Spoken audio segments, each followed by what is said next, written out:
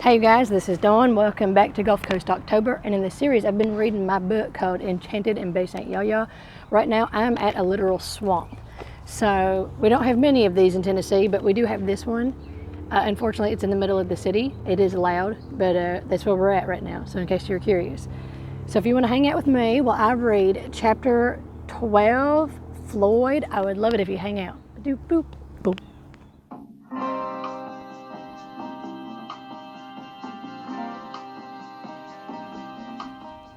Welcome back. Okay, chapter 12, Floyd. Ever just lay around thinking about working out? Joe Aloysius asked before he cleared his throat. Usually his raspy voice was hauntingly beautiful. Sometimes, unfortunately, it was a stark reminder of the dangers of smoking. That day his lungs rattled like car windows, bearing the pressure of low booming hertz. We were sitting in the shade under one of the many old, lazy live oak trees in town. The trees along the coast are sacred. This one is in the parking lot of the diner, in a space like a little island protected on four sides by a yellow painted cement bumper. The shade was a blessing, but still we were sweaty. We were midway through November, but the weather was still humid as August. The soil beneath us was a gumbo mix of black dirt, sand, moss remnants, and wandering fire ants. As lazy as we were, Joe Aloysius was thinking about exercising and annoying himself. "I shouldn't have worn these old holy pajama pants out the house. I know damn better," he said. "They make my balls sweat." It was gross, but it was what was on his mind. I continued to watch the cars go down the highway, giving them names in my head, inspired by the shape, sound, and speed of them. He continued, "Old pajama pants remind me of working out. I don't want to be thinking about working out on my day off," he griped. Just then, I perked up. "Look at that car! What is that? It looks like it's made of random discards from the junkyard." The depressingly colorful car was tall in the middle, long in the front, and the rear was a hatchback. The door handles were at the front, and it was completely open at the top. It had 6 lights in the front, 6 on the back, and they obviously all came from different sources. How the hell did they get the parts to stick together right? "A torch and a vivid imagination, I reckon, dear." "I'm going to name that one Floyd," I said. To our amusement, Floyd came pulling slowly into the parking lot and rumbled like a motorboat idling through the glades. The driver was careful to miss the potholes, the car lacked quality shocks, and pebbles alone seemed to cause problems. Every little bump made the driver's bright red massive nest of a hairdo bounce and dance. The stride of the car seemed to have the patience of a skateboard on gravel. What the hell?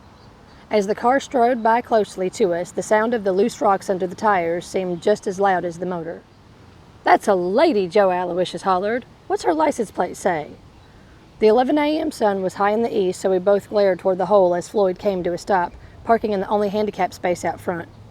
I looked for an antique license tag, but no. Terrebonne, we both say. "Parish?" I asked.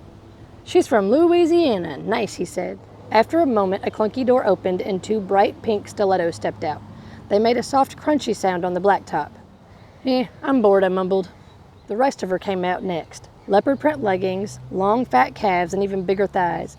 She continued like this. Her huge breasts seemed to fight for air under a tight red tank top that she had to straighten out once she was upright. She was easily 6 foot tall. "I'm not bored, not one bit." Joe Aloysius smiled so big you could see how many back teeth was missing, which was most of them. "I think I'm in the mood for a root beer float," he said. "I'll bet you are. You know, you're kind of a pig." "Oink, oink," he winked at me. We could hear the heavy metal door clear across the lot as she entered the diner. He waited until she was well inside before he stood up. He might be a pig, but he was a gentleman, and a good Southern gentleman always hides his creepy side. He dusted off the gumbo dirt off his pajama pants, cussed himself for not looking his best, and made his way to the diner with his classic limping stride. My curiosity got the better of me, so I followed behind him. I gave enough room so as not to be affiliated in case he made a royal ass of himself.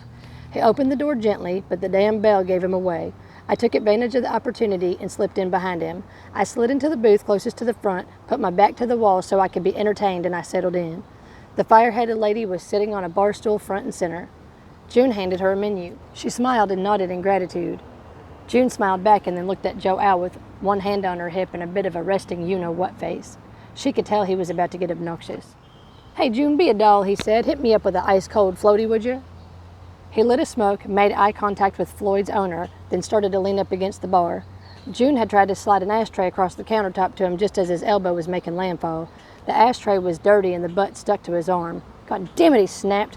He almost broke character, but he glanced behind himself long enough for us to make eye contact, and he leveled back out. "Shit, I'm sorry," June said. It's all right, doll. It's not your fault, he said to June, while winking at the guest. June rolled her eyes and quietly reminded him that he was not supposed to be smoking inside anyway, and that the ashtrays were for the cooks, not to mention that she didn't smoke and she hated touching the ashtrays. The guest spoke up. I'd like one of them floaty drinks as well, if you don't mind. Her voice was almost as sultry as his. May I have one of them cancer sticks, she asked him. Like an old pro, he gave the pack a shake in her direction. One cigarette slowly slid halfway out and stopped. She looked impressed. I was too. It was a sexy move. Thank you, she said. June set 2 root beer floats on the counter, piled high with whipped cream and, of course, the new signature pineapple wedge on the side of the glass. What's your name, sweetheart? He asked as she took a sip. Windy, like the air when it's restless. At this point, we all knew who she was. My heart started pounding and I became dizzy. I didn't like this one bit. Bird Weather was my brother. Everyone got quiet as we tried to adjust our judgments and sexual desires. We knew who she was by her catchphrase. Bird had mentioned it a few times and laughed. No need to have a pickup line when you have a catchphrase like that, he used to say. My God, June said. I'm sorry about your brother. Her face softened to a sympathetic gesture, but Wendy cut her off.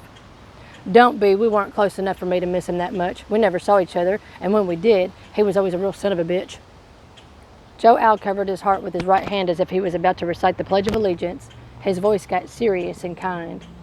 Well then, you keep our condolences in your heart for if you need them later. It was a cheesy gesture, but incredibly genuine. His crush on Wendy matured from horny to reasonably respectful. June's eyes widened as she took a step back. She saw it too, and felt jealous. Actually, Wendy continued, I'm looking for someone named Dearie. Dearie Lalaman? It seemed to me, if they didn't talk much anymore, she really shouldn't know anything about me. But here we were. Joe and June both looked my way. I cocked my head and my eyebrows shifted. He told me about you in a postcard. I reckon he sent it right before the stroke. I was hoping we could spend some time together. I need to deal with some legal issues, but I would love to get to know you. My honest initial thought was that I had plenty of friends and where had she been all this time? But she was practically family of family, so I was nice. Well, you just made 3 new friends, I said. If you need anything at all, we are here. You can call the diner 24 hours a day, and there's always going to be somebody around. Mass is at 9 o'clock. Joe Al goes every day. I was talking too much, but I couldn't shut up. You met Joe and June. We're all friends. You'll meet Father Fourleaf later. But hey, he rarely strays far from the church house. You can show up anytime. He'd love to meet you.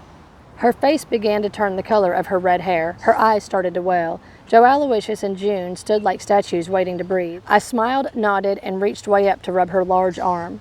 She raised one hand to pat mine, and used the other to cover her chin and mouth as it gave away that she was feeling something she hadn't expected. Was it grief? Maybe it was fellowship? Maybe she just had an idea in her head about all of this and she was thinking about that. It's okay, I said. She moved her hand away and had smeared her lipstick.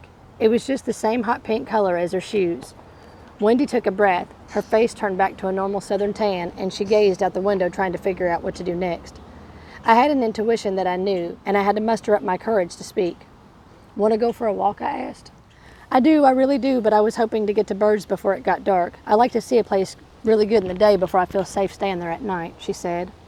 I froze. It hadn't occurred to me that she would be staying. She was the next of kin, so she must be the rightful owner to his house. I pretended I was fine the best I could. I smiled and nodded. That'll be fine. We'll go right past there.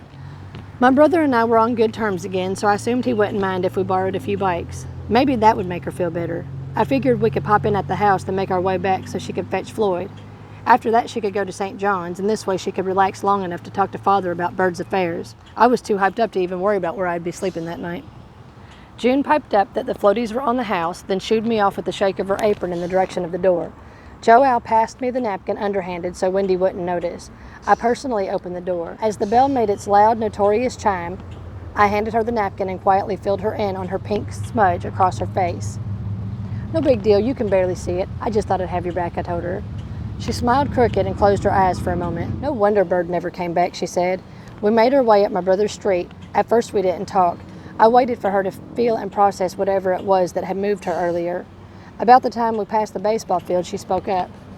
My brother told me about this place a long time ago. They have pretty good concessions during the games. There was something he went on about. Bad ice cream and hot dogs or something? Uncommon slushies and brat dogs. They're the best. Yeah, that's it. I remember now. He wrote to me about it, how he would sit out here and watch the kids play well into the evening, fill up on those slushies and brut dogs, and only spend a few bucks. Those names roll funny off the tongue, don't they? But they sure sounded good. They are. You can pile up your brut dog any way you want. They have all types of peppers, fresh sliced jalapenos, long way sliced pickle jalapenos, cherry poppers, banana peppers, and even super fire hot shredded habaneros with onions and carrots. That's damn near everyone's favorite. It's also why they usually have 6 or 7 porta potties out here during the season. The slushies come in more flavors you could ever think of: apple, coconut, s'mores, and even tomato vine flavor. Tomato vine, she asked. Oh yeah, you can put your vodka in that one, I said with a slur. Weird. What's your favorite slushie, she said. I like to mix them all together. Oh my God, y'all are a trip. This thing here is pretty good, actually. I never thought I'd be drinking a pineapple in my ice cream float, but now we can check that off of my list of weird things to do before I die.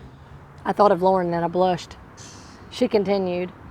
Bird mentioned those bands. Yeah, the marching bands. They practice out here so they can have room to move around. I'm sure it's fun to watch. Lots of brass and drum practice before the parades. I'm looking forward to it. I forgot y'all do parades out here too. By now we were in front of my brother's, and I motioned for her to toss her floaty cup in the garbage can by the road. I walked towards the shed. Wendy looked a little nervous. This isn't Bird's place, is it? Nope, I said. It's my brother's shed. It's a beautiful day. Today we ride. I smiled and was trying to hide my anxiety about not being able to stay at Bird's house anymore. She also didn't look too thrilled at the moment. She looked at me like I broke her heart. I didn't really care. I didn't know you were going to put my fat butt on a bicycle. We could have driven. I haven't ridden a bike since I was tiny, she complained. Anyway, I interrupted, we have St. Patrick's Day parades and we have Veterans Day. We have jazz parades when certain folks pass away. And of course a few different ones throughout Mardi Gras. Barkus has been around a while, but I haven't been to one of those yet. Last year someone started Catechus Wampicus. It's a parade for cats. I hear it's a mess. It's crazy. We were both mounting our 2-legged vehicles, but Wendy needed a moment to channel her inner childhood balance while whispering a pep talk to herself. How in the world, she started, and was interrupted when her foot slid off the pedal, but she caught herself. Do you have a parade with cats? I was still laughing. I knew I'd get a kick out of telling her about Catechus Wampicus. I channeled how Bird told me. Oh yeah, it's ridiculous. People make different contraptions like baby strollers with kennels on them. They decorate them all up, you know, beads and umbrellas and whatnot. Everyone dresses up like cats. Some folks take advantage of any innuendos, which is horribly awkward when folks go dancing past St. John's. But apparently Father Fourleaf just laughs. Are the cats okay with it? She was wobbling and trying to control the bike. Usually not. They get to screaming and hissing at one another in their mini floats. But mostly it's a great time, or so I hear. By now she had her balance. I gave her a few directions, only 2 turns, and let her know that we were headed to Bird's, and we were off. Not so bad, I hollered at her. She seemed to figure out the bike just fine. The breeze felt good through my hair. I think Wendy was experiencing the same. You'd never believe that she'd struggled so much, as now her arms were outstretched and she sailed down the middle of the road with no hands. Her fluffy red hair was like cotton candy in a gravity storm, going up and back and aggressively obeying inertia no matter which way she turned her head. Her smile was real and revealed her beautiful apple cheekbones. She didn't miss a beat when we got to Tomb Street. She used her left hand to steer but kept her right arm out and her index finger pointed to signal that she was turning. Her long red nails exaggerated the length of her fingers. I was fascinated with her. Her confidence was truly something to be admired. I couldn't remember if I'd ever tried to ride a Tid-Speed bike in fancy shoes before. Maybe patent leathers as a girl, but most definitely not ones with 4-inch heels. She seemed to instinctively know when to turn left onto Union, even though a huge tree blocked the sign. As we rode up the way, I saw her slow down and turn her head toward the old green 2-story shotgun. I stayed quiet. She knew. She stopped at the end of the short gravel driveway and looked up at the numbers by the door to validate her instincts. 111. Without really much thought, she slowly reached toward the mailbox, retrieved a few junk ads, and smacked the door closed, all while staring at the house and taking it all in. Bird always grabbed his mail without looking at the box. She admired the massive live oak to the left of the house, dripping with moss. The gray-haired grandmother was yet another guide that kept this place cozy and safe. The porch light was still on. There's more mail on the kitchen table, I said. She looked at me a little funny. I continued. I've always had a key. We didn't know, or I didn't know, if or when anyone might show up. I've been taking care of things. Oh? Watering the plants, feeding the critters, bringing in the mail. I paid the electric bill 2 days ago, so you should be good as far as the lights are concerned. I looked at her and expected some type of gratitude, but there wasn't any. She knew something was up, but she held her thoughts. We made our way to the house. The porch seemed smaller than usual, so I handed her the key and I took a step back. I'd held my emotion so far, but handing her the key was hard. That was my key. I was secretly hoping she'd hand it back, but she opened the door and put the little piece of brass in her bra. "Oh, hello there," she yelped as Okie Doke greeted her with a gung-ho sniff down. Her tail wagged hard enough to shake the lamp on the end table. "I didn't know about you, but it doesn't surprise me one bit, no it doesn't." Wendy's tone did that thing that tones do when big, lovable, floppy dogs get all up in your business. She looked at me.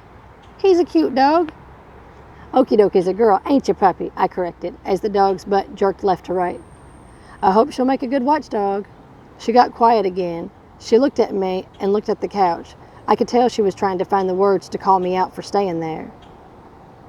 "You've been sleeping here?" she finally asked.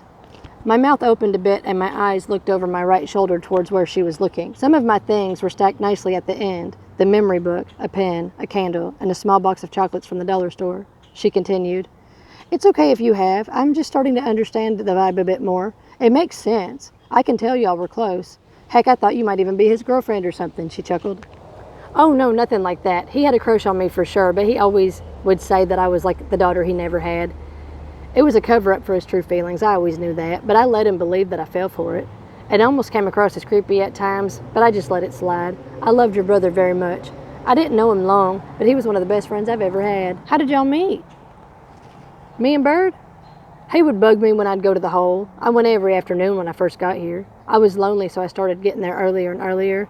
I'd spend hours there writing poetry, reading books, drinking coffee. Eventually, I'd get there before your brother left for Mass. He kept talking to me. He was weird, but he was sweet." Wendy wandered around the downstairs area, through the kitchen, and into the back room area. She looked around, and I could tell she was logging info in a spreadsheet in her head. She noticed the piano. "I might be able to get $100 for that," she said quietly. No, actually, that's mine," I corrected. I told her that Bird let me keep it there and I would come over and play whenever I wanted. She seemed okay with that. She made her way back to the front and stopped at the bottom of the stairs. She looked up, froze, and her pupils dilated. "What was that?" she whispered. My heart rushed, and I started to become jealous at the notion that her brother might appear to her too, but in waking time. Why wouldn't he? She's actually family, not like me. "What? I don't know," I replied. "Did you see something?" "No, I heard," she whispered. I listened harder. Then I heard it too.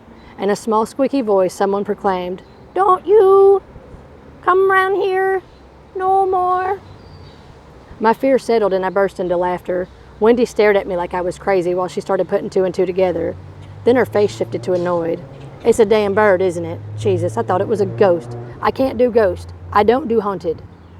"Really? A fine, outstanding swamp princess like yourself, in leopard print hot pants and neon pink shoes, can't handle a little ghost," I replied. Wendy jerked her gaze back upstairs and back to me. "It's a bird ghost?" she whispered. "No, it's Rudy. Bird's bird. Rudy. Damn. Want me to hold your hand?" She rolled her eyes. "No, I'm fine. "I'll leave you to it then." I sat on the couch while she explored the upstairs rooms, and I could hear her scolding Rudy for damn near scaring the shit out of her. Okie Doke could tell I was feeling frazzled, so she stuck her big nose up against mine and kept it there until I laughed and pushed her away. "Come on now, quit it," I said. I could hear where Wendy was at, every single step along the floorboards above my head. It was awkward. That's where I'd slept when I'd crashed with Bird. He slept on the couch since he was getting too weak for the stairs. She was a lot louder than a ghost, though, so I found it somewhat ironic that one would bother her so much. She was fiddling with the front room window, so I hollered up to her that if she ever got it open, she'd never get it shut again. I heard her make her way back to the stairs. She bounded down them like she'd had enough of that for one day. "It'll do. I can't believe I thought it was haunted." Now I had an angle. I felt kind of yucky doing it, but I wanted my key back. "Bird, forgive me. I never said it wasn't haunted." "Did Bird think this place was haunted?" I shrugged. I was mad. I threw a bunch of my stuff in a gym bag. It was time to get back to Floyd. We took the long way back via Beach Boulevard, past the church, and back up through the old town. I knew she'd need to talk to Father, as he had most of Bird's written affairs. I'd given a whole binder of paperwork to him myself. We dropped the bikes back by my brother, who was glaring at us from the front porch. But when he saw my bag, he shook his head, flicked his cigarette, went inside, and slammed the door. Moose and Murky jumped up and down at the back gate like pogo monsters. I felt panic rush over me. I assumed I could go to Claire's, but what if I was forced to go back to Frank's? Back at the diner, I waited for windy weather to leave before I took one more step. She didn't seem to care that I was now homeless. I didn't want her to take my truck yet. Thankfully, she didn't recognize it as his. I thought about driving away and never looking back. Okie dokie. That was the end of that chapter. And I tell you what, in case you can't tell, it is over 100 degrees outside right now. And I'm sweating. That's okay. I really hope I see you back here for chapter 13 called Étouffée. And we probably won't be back here because this was kind of hot and sweaty and I'm covered in ant bites now, but it's perfectly suiting considering how the beginning of the chapter started. Anyway, here's some outtakes. I'm sure I have plenty. Be blessed, and bye. Ugh. Can I steal your shoes so that you walk? Mm-hmm. Yeah, go for it. All right. All right. Okay, have fun. If you need me, holler. I will quietly approach you so I don't. I mean, if you need help, it's okay to interrupt me. If you need to scream, it's okay. Okay.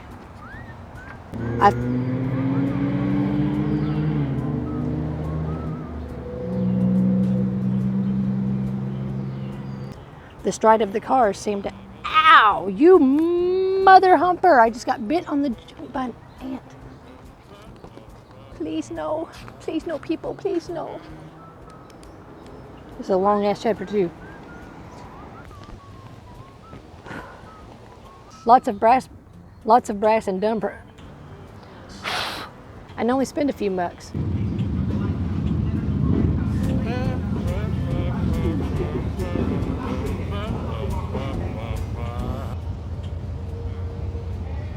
I miss how when my town used to be small. It's not anymore at all. I'm not trying to be negative though. I'm not. I'm not going to be negative. It's not getting to me today. I don't even know where I left off.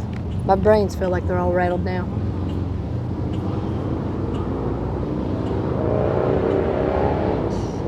I hope that makes him feel better about himself. I really do. Teenager, I need shoes.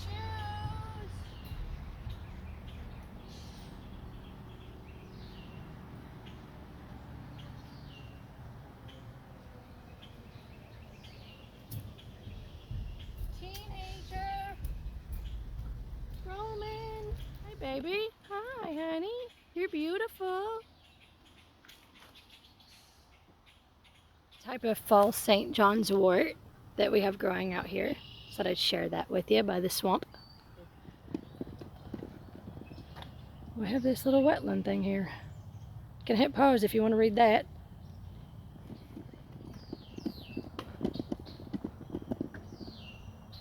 Hit pause if you want to read that. Of course it is. Those are cattails, but they're not in the right real season for it to be real cattaily.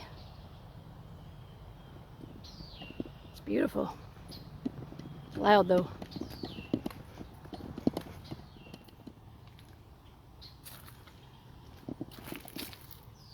Babies, hi. Hi. Hi, babies.